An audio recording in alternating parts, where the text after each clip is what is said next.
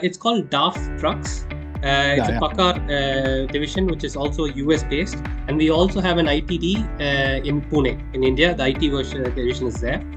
Okay. My role is a diagnostic business analyst, meaning I also specialize in all these advanced driver assistance systems. For example, lane keeping systems, all these ADAS systems, autopilot. That's my specialty, which I graduated in my master thesis. So I still have the same workflow what I'm doing. And on top of that is the diagnostics. How can we troubleshoot it? That's the main thing. And forecasting for the company. That's my main job. It's pretty easy. If you're 5 years a resident in this country, you are eligible to get your permanent residency or your passport. You can get it by two ways. Within 5 years, after you complete your 5 years, you can start with writing your language exam. There are 5 exams. Basic, I think now it's B1. Up to B1 of Dutch, if you can understand reading, writing, speaking, same as IELTS, but for Dutch, and a little bit of history. Then you can actually, once you pass all this, they have this process called naturalization. And once you do that process, you have 2 options. You can apply for a permanent residency, or you can hand in your passport and exchange it for a Dutch passport. The country does allow dual citizenship, but India doesn't, so we cannot have Indian and Dutch. That's the current process. It was called Han University, Hogeschool van Arnhem en Nijmegen. My title was a Master's in Automotive Control Systems. So the word automotive was still there, but it's more on control systems, developing models, simulation. If you're interested in coding, of course, I didn't have any of these skill sets before I left the country, but I learned it and I harnessed it, and it is working. It's not always about being the smartest. You don't have to be, because I wasn't the smartest. I was more a practical person, but only with the can-do attitude. That's very important. If you set a goal, let's say I want to do masters in abroad, get to the finish line. Things will happen. Things will click. No matter what, just get to the finish line. Yes, it does take efforts, time to summarize it. This is the most important thing. Learn the culture, learn the people. I've seen most of my batch students have a bit of shyness to speak and everything. So work on your soft skills. Those are very important being in Europe. At the end of the day, you're not going to do it anyways. You would have studied 4 years. You would have wasted your money, time, learning something which you don't find passionate. No. To me, I always, if I enjoy it, if I understand it, even if I don't understand it, it's fine. I will keep learning. I will try to understand it. And then it just works out. Things will naturally come to it. It's more of a natural process than a forced process. Hello everybody, welcome all of you. My name is Shivaraman, Director of Europe Study Center. Today it's going to be a very interesting interview.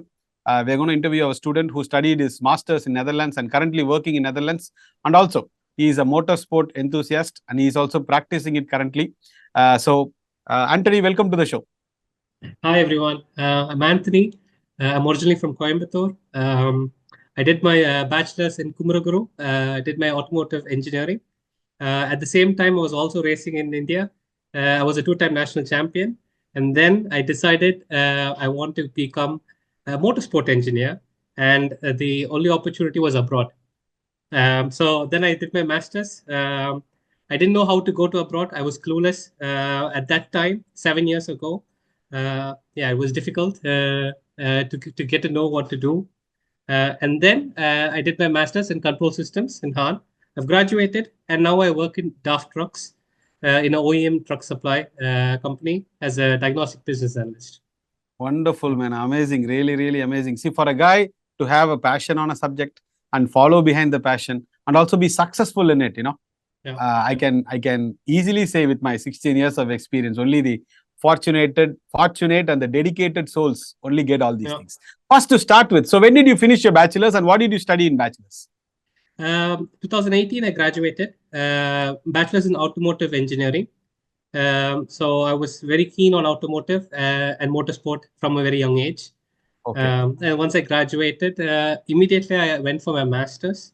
I did not take a break because they say when you have that study flow, it's always best to get it done in one go. And I just want to get it done. It's done now. Same policy I followed. Because even yesterday I was in a college, brother, Anthony. The students were like, no, sir, my neighbor uncle told me I have to work for 3 years, then only go for my master's. I said, you will never go master's if you're going to take a break for 3 years. It's very true. I was just like you, just like you, just finished bachelor's, then immediately apply. So after your bachelor's, you would have had a lot of options, a lot of country options in different universities. Any specific reasons to choose Europe? So UK is known as the motorsport hub of the whole world. All Formula One teams, MotoGP teams are there. I wanted to be in Europe. And then at that time, I checked. The stay back option in the UK was bad. So then I approached Europe Study Center, of course. And then I looked. I had two opportunities at that time. I wasn't the brightest student of them all. I had, let's say, 70 or 80%, which was fair, decent enough. And then I approached with my CV and everything. And then I had two opportunities, either Czech Republic or Netherlands. And then I went for Netherlands. Wonderful, wonderful. One of the main reason is that the second language is English here. Okay. So you can survive without learning a foreign language. Okay, wonderful. And as you know, we don't promote UK, whether in 2018 or even today. So now you don't regret the decision, right? To going to Europe instead of UK. No. Now you're happy. You must be happy, I guess. Yes, I'm very much happy. It's 7 years. The journey is completed. I mean, it's still more to start. But I'm proud and happy to say that I've bought a house here. I've settled down. I will be soon getting my passport. That's also one of my checklists to get. So, wonderful. Excellent, man. Amazing. Because don't mistake me, Anthony. Whatever you have told, if you had gone to UK, I'm not feeling like you would have not done it. It would have been much more challenging than, for you to accomplish all these things in Netherlands. And purposefully, I'm the only person I can proudly say have not sent a single student to UK. Okay. Never. Okay. And you know it is not good for the students. Why sit and promote it? Yeah. They're not doing any charity or anything. But let's do, good stuffs basically. So how did you find Europe Study Center? Google, just searching. Okay, first thing, I think everybody would be like, oh, let's go to USA, the land of the great, and they want to go settle down there. Then for me, it was very clear, motorsport. So it was pretty already straightforward. And then UK came, and then I spoke to a few people. UK stay back options are bad. They don't, maximum 1 year and you're out of the country. And then done. Europe. Yeah, that was the main reason. Super, wonderful. So then, how did the university selection and the course selection happen? Enlighten us about that. To be honest, I wanted to be in automotive field because my dad is also there and I've been practicing it from a young age. And only two opportunities I had in the Netherlands. So automotive control systems. To be honest, and automotive mechatronic engineering Czech Republic. To be honest, I didn't look into the course structure. It said the word automotive. I was like, okay, no matter what, I can do it. It's fine. I will do it. And I just went blindly. But maybe that's a tip for the new people. Look what is the course curriculum. Prepare yourself because if not, you will struggle. Super. Yeah. So what was the, one more time, what was the master program's title and which university you studied in Netherlands? It was called Haan University, Hogeschool van Arnhem en Nijmegen. My title was a master's in automotive control systems. So the word automotive was still there, but it's more on control systems, they're developing models, simulation. If you're interested in coding, of course, I didn't have any of these skill sets before I left the country, but I learned it and I harnessed it and it's working out. It's paying you back also. Yeah. It's definitely, it's changed my life, to be honest. Yeah. Excellent. Yeah. I know it's quite long, but when you finished your degree, most of the people, even though they were so passionate about automobile, they would have put automobile aside just because they placed an IT company, they would have proceeded. Yeah. How were you clear at that particular moment? No, I'm not doing this. I am going to follow my passion. I think from a very young age, I was very fascinated by bikes and cars. And I think most of the Indians are, as you know, at least boys, they're very interested on that. And I just understood it very well. I used to back then as well work on bikes and cars myself with engineers. And it was just being in that flow. So it was from my childhood, I was clear I wanted automotive. But of course, I was very keen on learning technology, which I want to put it on automotive. That was only, it was just a dream. And just went with it.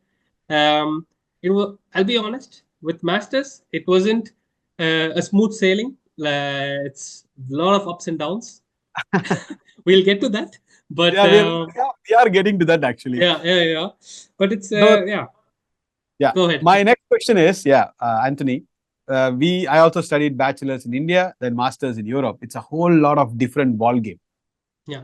So, what were the challenges, or what all changes you had to make to adapt yourself for the first semester in Netherlands?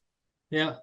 To be honest, when I came here, like we studied a more book oriented. We memorize. We don't apply it. So I joined an applied university. So the whole concept is that you have to understand what they teach you, and they will give you a situation and you have to apply it.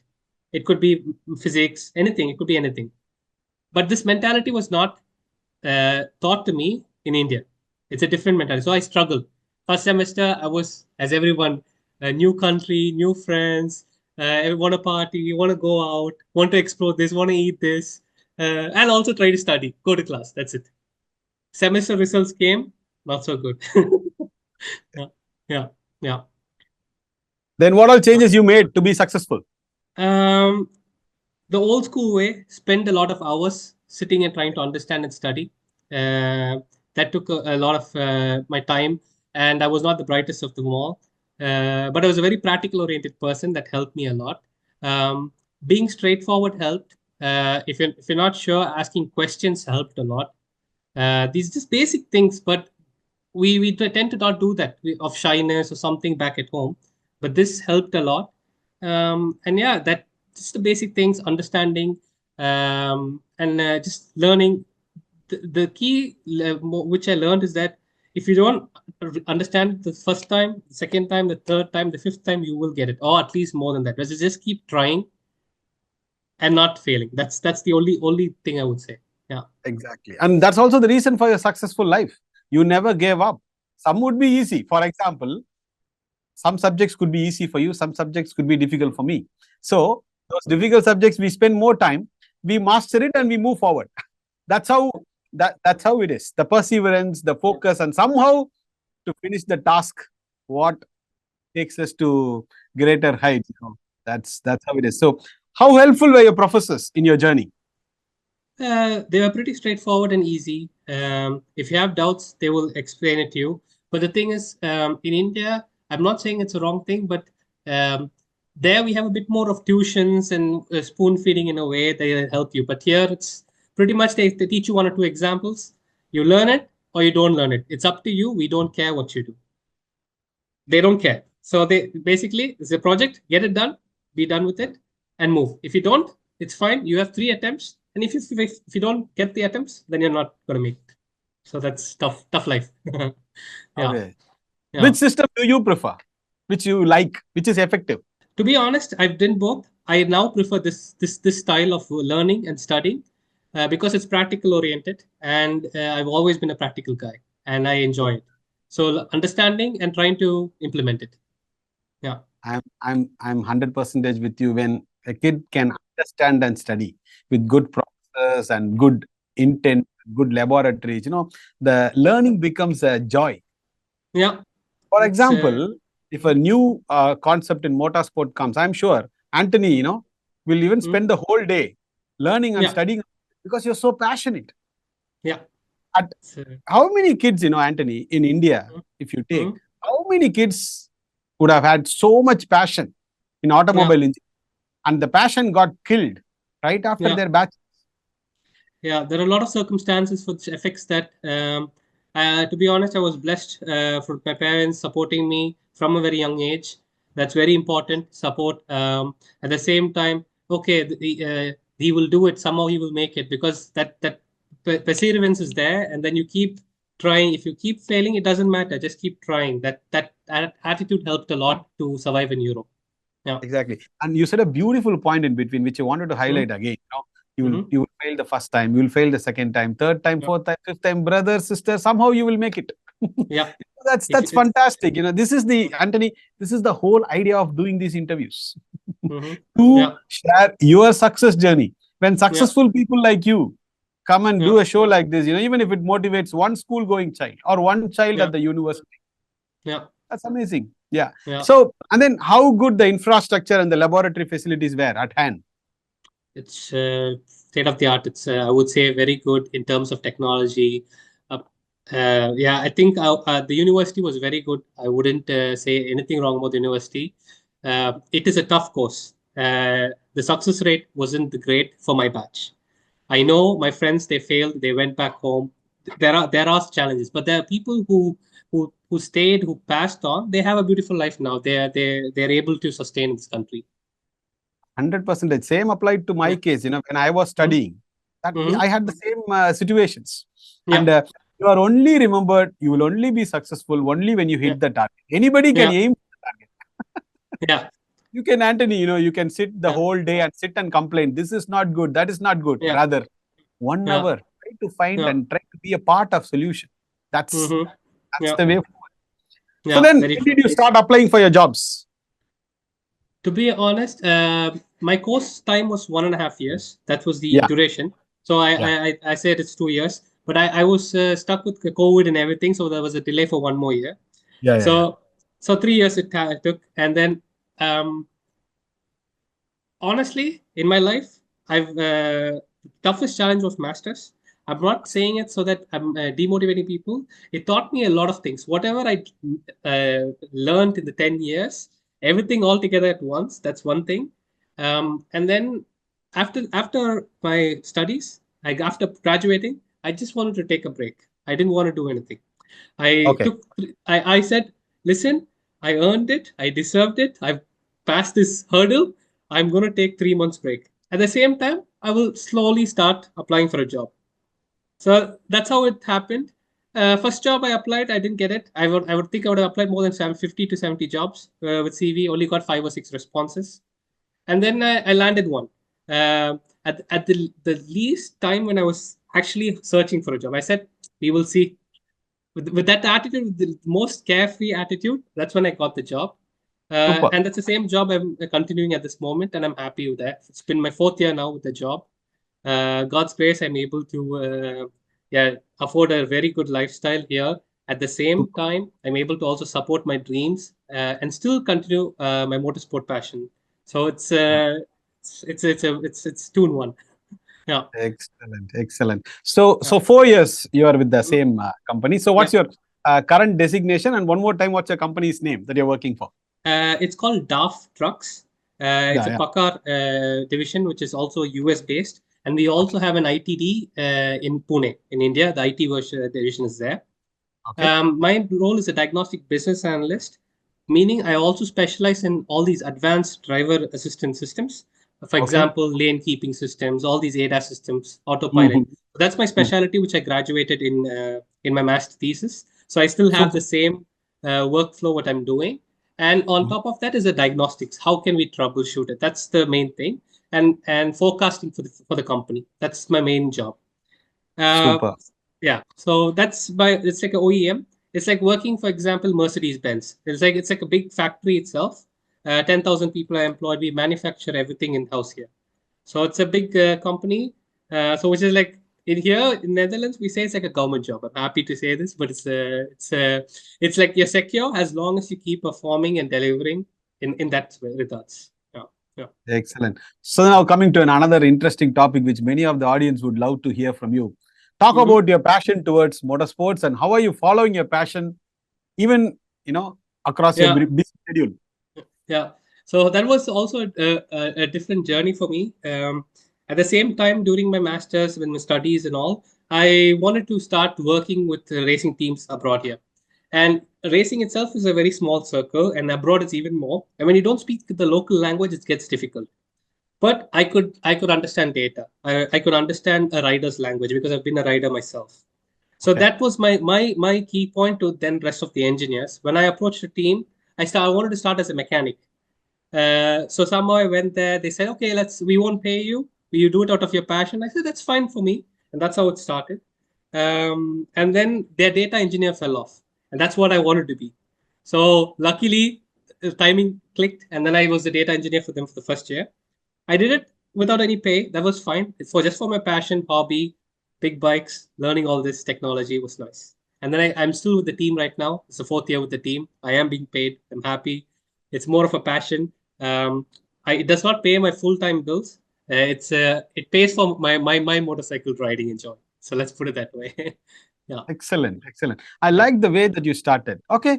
Anyway, I have a job and I'm not getting paid. I'll still follow my passion. And now, this is also picking up and you're busy with your work. Amazing. Really happy. And these are the points, Anthony, which I want the young kids to know. How to start something and how to not expect everything at the beginning. And as you rightly pointed out, after my master's, I want to just relax for 3 months. Yes, you deserve it.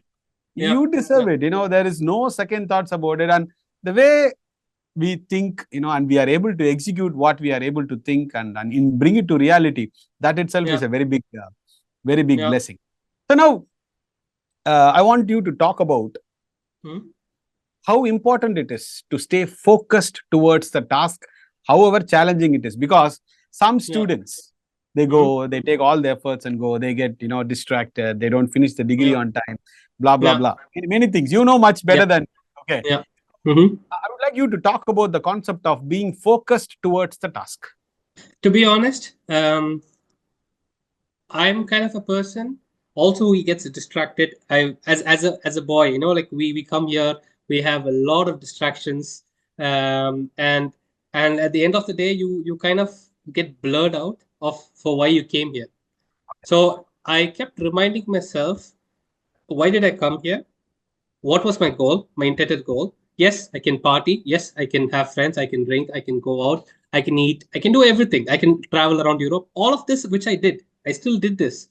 But at the end, I knew my goal is to get my master's, get to the finish line, at least, because I would have had multiple semesters where I haven't passed. I would have gone back, I had to reattempt and all that. This was a normal process because I wasn't the brightest of them all. And I'm happy saying that.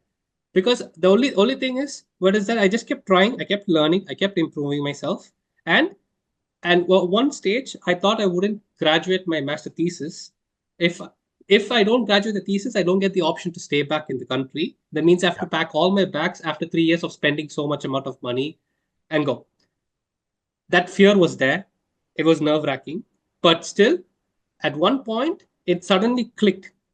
Okay, we've done it so far. I've already finished all the subjects. It's only my thesis left. And I've come to this point, and even if I fail, that's fine by me. I will accept it. I came to peace with that. And then I said, let's get to the finish line. Let's give it my best. And then we will see. If it happens, it happens. If it doesn't happen, it doesn't happen. Everything happens for a reason. That's what I believe in. So, okay, let's go. With this attitude, I went towards my thesis. I pitched my thesis. And my mentors were very supportive. They were also Indian. They know the background of motorsport and everything. And they were very happy. And then at one point they said, hey, you passed. I was in joy at the same time with full of tears. I was crying and I was at the same time, oh shit, I've done it. It didn't feel it was real. That's how difficult it was. It put me in a lot of stress. But I can. Yeah. But that was the reason. Yeah. Because from a boy at the age of 16, 17, developing interest in automobile and coming to Netherlands, finishing up the degrees among all the challenges, of course, you will have happy tears of joy. I was about to ask that. I was about to ask you, did you have any happy tears? Then you yourself said, I was in full tears. See, these, once you push yourself, Anthony, in these sort of difficult circumstances at a very younger age, it can only take you to greater heights. So many people in India, we can sit and talk about, I am a motorsport enthusiast, that and all those things. But have you got closer to it? Have you taken efforts to go towards it? No. That's why this interview is special. With all the interviews that I have done, some positivity, some sort of positive influence to the young minds, to perseverance, and to positively address the challenges which is missing nowadays. I'm sure this interview will fill that particular gap. Yeah. I hope I can inspire at least one student. You are. And even I'm learning so many things. And also from the technical perspective, okay, I know because your company will have a lot of rules, something to say and something we should not say. But whichever you can share in the public domain, as a motorsport enthusiast, if somebody sees this show, what are all the emerging technologies that are coming up in the automobile industry? Autopilot, that's the biggest next thing which is coming. And platooning, which is also something like autopilot but driverless, and it's a group of fleet of trucks following. That's the next big thing. And emission reduce. We have a new battery electric truck which goes 500 kilometers. It can still take full load. So that's our new product within DAF. And the trucks here is more comfort. You can basically, even if it's 7 feet, you can stand inside the truck, and it has beds and everything. So it's a completely different domain from India to here. But I'm still glad I can be in automotive because there are not much of companies in the Netherlands. Germany is known to be automotive industry. Yeah. Mercedes, everyone is there. But in the Netherlands, there's only 1 or 2 OEMs, and being there is kind of not easy. But once you're in and once you prove yourself, then it's just the ball just keeps going. As long as you want to take yourself into the next challenge, which I'm already looking into, because I'm kind of a person who would like to keep pushing and learning for something new. That's the always thing. And of course, if you want big numbers, you need to work for big numbers as well. It's the same. Yeah. Because Anthony, this European education install a kind of quality in a young minds, the process of continuous learning. Correct? Yeah. Yes. Very important. Yeah. That after moving here, and they say if you're in a first world country, you are more lethargic, you're chilling, and you're enjoying. It is partly true, but that you do enjoy, but that's what we only see. But the learning part is we don't tend to see. But that's actually more bigger than the relaxation part. Yeah. So Anthony, you mentioned about your Netherlands citizenship. So talk us through this process. It's pretty easy. If you're 5 years a resident in this country, you are eligible to get your permanent residency or your passport. You can get it by 2 ways. Within 5 years, after you complete your 5 years, you can start with writing your language exam. There are 5 exams. Basic, I think now it's B1, up to B1 of Dutch if you can understand reading, writing, speaking, same as IELTS, but for Dutch, and a little bit of history. Then you can actually, once you pass all this, they have this process called naturalization. And once you do that process, you have 2 options. You can apply for a permanent residency, or you can hand in your passport and exchange it for a Dutch passport. The country does allow dual citizenship, but India doesn't. So we cannot have Indian and Dutch. That's the current process. Right now, I'm doing my exams. I've passed 50% of it, so I'm still studying on it. Some of my friends have it already. For me, it wasn't a big issue. Reason because job security, and I was sure it will come no matter what. So I'm taking it easy. Okay. So when are you expected to get your Netherlands passport? Approximately. I'm 2026, somewhere mid. I'm planning to get my passport, and then I don't have to be dependent on any visa or anything. Visas, yeah. You have You have a red passport. You can fly anywhere in the world, most likely. Yes, yeah. And the best part is that once I also plan to do another master's in MBA because I want to climb up the management, which I'm already working towards. So for that, if you're a European citizen, you pay less for your studies. It's like 1/4 of what you pay. So then I want to do that once I get the passport. So that's my plan. It's also a part of continuous learning. Of course, it's in a different domain, but all towards your growth, your ladder up the curve. Wonderful. And one more question that I wanted you to answer, because you automobile enthusiast, you followed your passion, but nowadays kids are just carried away and they're just studying subjects even though they are interested in something else. What is everybody studying? What is the current trend? People follow that, and finally they understand they made a wrong choice. For example, if you see 95% of Tamil Nadu students, what subjects they are studying right now, Anthony? Any guess?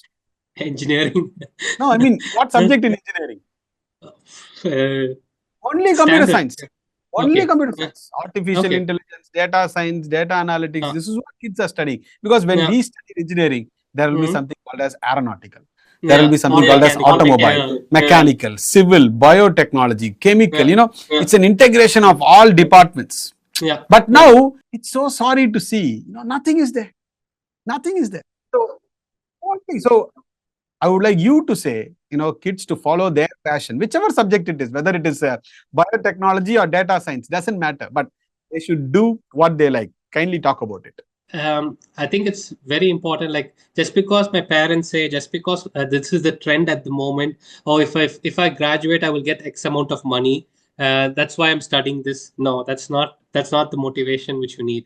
Yeah, that's like more of a temporary motivation. But if you look, ask yourself, will you be happy with yourself in this job? Will you be able to grow in this job?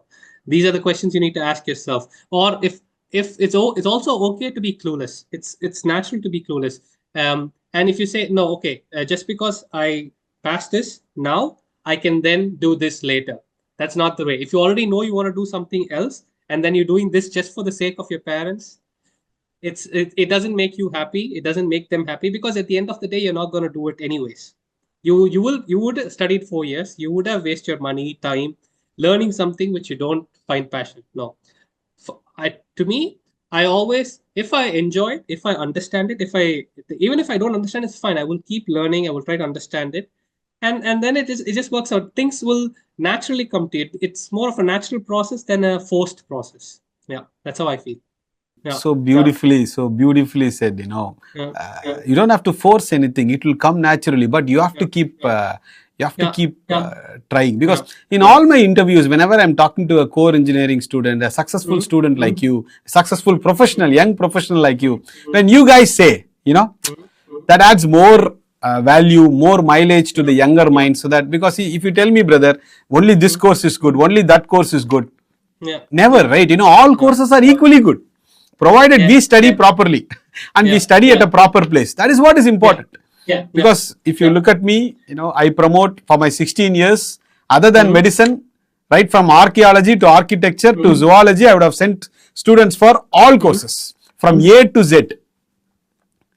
And student, whatever courses they study, if they study properly, they are employed. So that's why I wanted to, ask these questions basically. So now, how happy your parents are? Parents are very happy. They're at peace. They know that my son can stand on his own legs. He can also provide.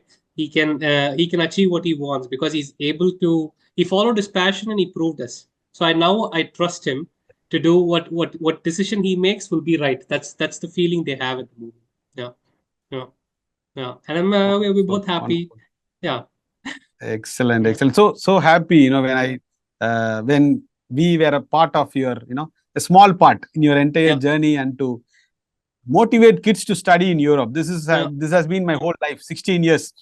And asking students to go to Netherlands, Germany, Sweden, Czech Republic, France. Nobody else promotes other than Europe Study Center. Because as a student, when I studied, I got to know people are not aware about the opportunities available here.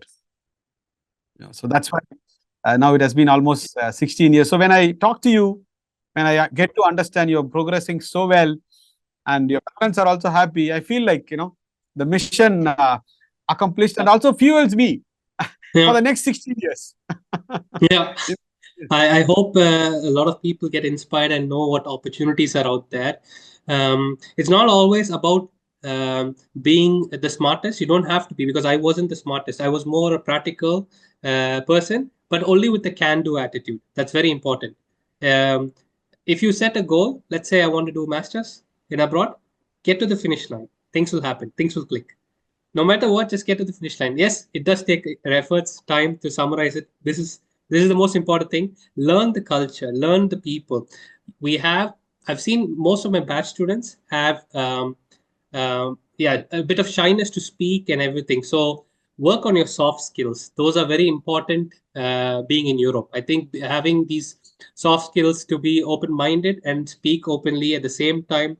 So Anthony, an young automobile enthusiast watching this show, what you would like to tell him? To the youngsters who want to go abroad, I would say work on your soft skills, be open-minded. Communication is important.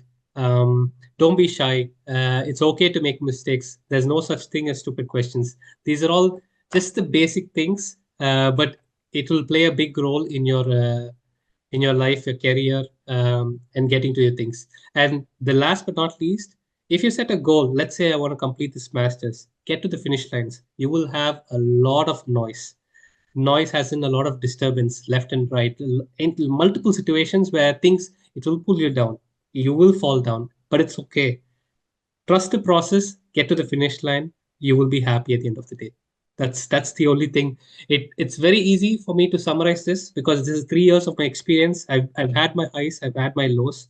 I've been I've doubted myself. I've been insecure. Why did I take such a tough course? All of these questions have come to me as well. But at the end of the day, only thing somehow or the other, it motivated me, get to the finish line. And I'm proud to say I've done this. And if it doesn't work out, it's so be it. It's fine. Something else is waiting for me. But it did work out because I trusted the process and I still learned and I did it. And that's the only thing I would say to the youngsters there. Trust yourself, follow your passion, things will automatically click. But at the same time, don't take a forced decision because someone else is influencing you. Yes, it does matter. Your parents are your blessing to help you get to the life they want for you. But at the same time, you are also a person. You know what you like, what you're passionate about, and you'll find it along the way as well. Yeah, that's about it. Yeah. Wonderful, man. Thank you so much. Even I learned a lot of things, and it was wonderful talking to you and taking time out to do this interview on behalf of the students and parents watching this interview. Hats off to you. And we have spread a lot of positivity through this video. Perseverance, positivity. Of course, it will be challenging. Of course, it will be difficult, but never miss out on your target. Wonderful. Thank you so much, Anthony. Best wishes to you. So and I think we should do a part 2 after 5-6 years, getting to know all your engineering achievements. I would love to do it. I would be happy to do it. It's more of a fun conversation. Thank you. Thank you so much. Yeah, thank you so much. And to the students, feel free to also explore. And as an alumni, I'm still here. You can always reach out to the study center, Europe Study Center, and they can contact me and I can try to give some tips and tricks. Yeah, thank you.